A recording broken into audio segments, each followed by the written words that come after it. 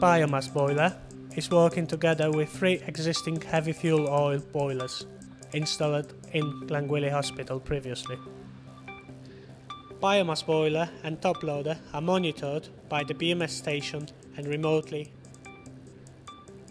Our training session we will start from the fuel store and the feed system. I'm going to explain you how the fuel is getting into the boiler.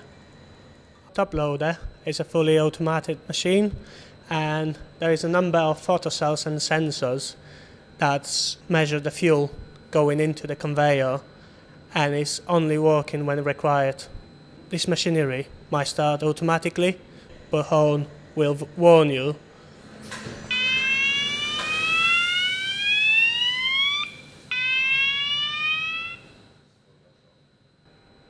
On a toploader screen, we can see an estimate value of the fuel inside the fuel store and the health status of the machine. In emergency situation, hit the emergency button. Do not ever access the machine while it's running. Fuel is transported from toploader by the dry chain conveyor, and the amount of fuel is controlled by the photocells. This is an exhaust fan. This fan is speed controlled independent of the negative pressure inside the chamber. This is multicyclone, is separating flying particles from the flue gases. This is primary air fan. This fan runs with the fixed speed independent of the boiler phase. These are secondary air fans. They variable speed drive independent of the oxygen output. These fans can run either on fresh air or smoke recirculation. This is fire shutter. In case of fire burn back or power failure, blade will close the access to the transport. This is fire suppression valve. This valve will flood the auger with water if the fire will burn back. This is moving grate fan. This fan runs with the fixed speed. This is hydraulic unit operating moving grate inside the boiler. Moving grate is pushing the ashes towards ash extraction system. This is furnace temperature probe. Is measuring the temperature inside the combustion chamber. This is post-furnace temperature probe. This probe measuring the flame temperature accessing the heat exchanger. This is ash extraction system. Ash auger is cooled by the water system to cool down the ashes coming from the combustion chamber. This is ash transport system. Is removing combustion ashes from the boiler. This is ash bin. Boiler have to be stopped before opening the bin and removing the ashes. Remember to wear correct PPE when emptying the bin. This is a boiler blowdown system. It's equipped with the manual valve with removable handle and automatic blowdown valve. Automatic blowdown valve will blow 3 times a day for 5 seconds. Remember to check and drain side glasses daily.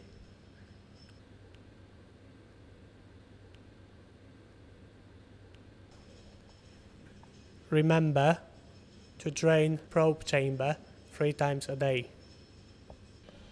In the level chamber are fitted as safety level probes, and next to it there are high pressure stats and the pressure transducers.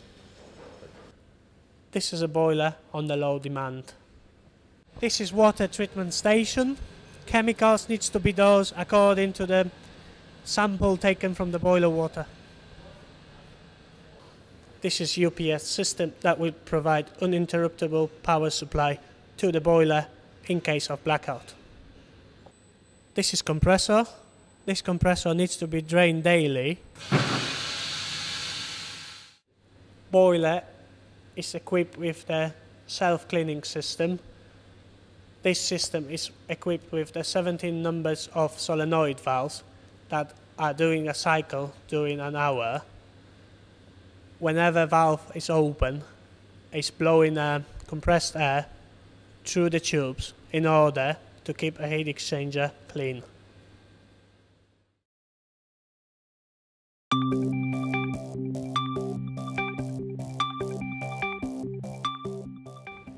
To stop boiler during the fuel delivery procedure, you have to press the stop button on the panel and wait when the bypass shutter is open and the amber light appears on the screen.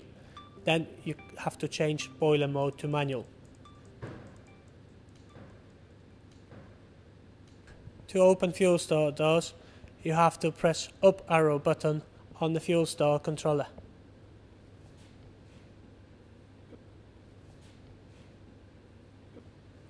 Before lorry will reverse to the fuel store, make sure there's nobody inside and everybody is away from the moving parts. After the fuel delivery, make sure that the fuel sample is taken for analysis and make sure that the delivery ticket is matching the output on the top loader screen.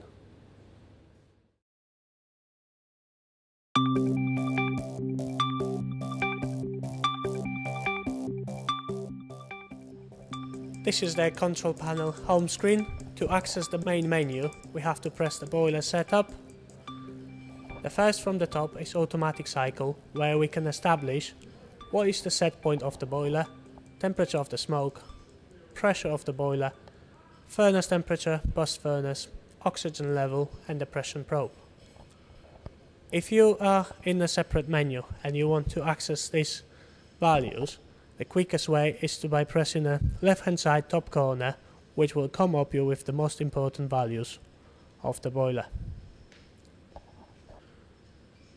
Next part of the menu is the cooling water pump.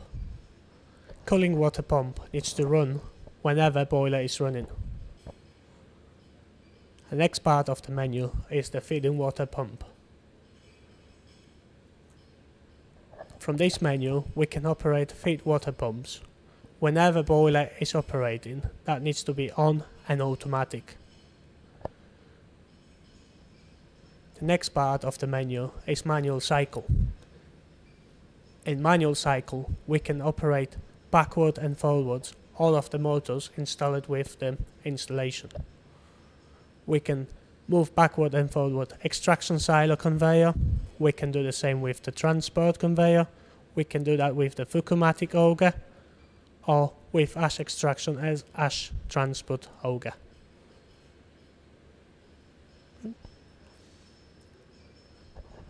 Maintenance menu. This is the maintenance menu where you can run all of the devices without holding your finger on the screen. For example, when you start in the boiler or in maintenance. In maintenance menu, boiler have to be in manual operation mode. To change that, you have to press the bottom box of the screen and change the operation mode to the manual. In maintenance menu, we can run all of the devices without holding the finger onto the screen. But first, we have to turn on smoke aspirator to enable any other devices to start on. For example, ash system, moving grate, load material, or both feeding conveyors. On the next page, we can run primary fans or secondary fans. On the last page, we can set up the speed of the exhaust fan, primary or secondary, and set up the time of loading, moving grate and ash. The next part of the menu are reserved parameters. This part of the menu is protected by password. It should not be accessed by people without permission. In this part of the menu, all the safety devices. The next part of the menu are alarm page. On this page, we can see all active alarms within the boiler and the system. We can access alarm history to see what was wrong with the boilers in previous days. When boiler is in alarm, press the bell button to see what is the problem with the boiler. Then to cancel the alarm, press the tick button in the bottom of the screen. If there are any active alarms, you won't be able to reset them. You need to investigate what is the problem, and before restarting the boiler, make sure that there are no active alarms. When all alarm page is clear and there are no more active alarms, go back to the automatic cycle menu and change the boiler mode to automatic. After that, press and hold green button for 3 seconds to start the boiler. If starting boiler from cold, follow the procedure of the automatic ignition or manual ignition of the boiler. When restarting the boiler, make sure that the fire is established in the furnace chamber. If not, follow the manual.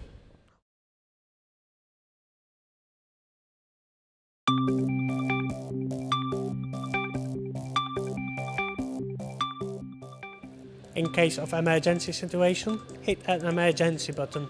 The emergency buttons are located on every single exit of the plant room and on the panel doors. There are 2 further emergency buttons on the control panel of the boiler. To stop the boiler, you have to press red button on the control panel. At any circumstances, do not stop the boiler by pressing an emergency button if it's a not emergency situation. After pressing a stop button, boiler will start emptying procedure of the fuel feed auger. Do not work on a live equipment. Make sure that equipment you're working on is isolated. You can isolate either by isolating whole panel and putting the padlock on the main breaker, or you can isolate separately each motor on the device by putting a padlock onto the motor circuit breaker. Biomass boiler is connected to the hospital fire alarm system. If there is a fire, the boiler will shut down in emergency procedure. This key switch will isolate the fire alarm for the weekly test.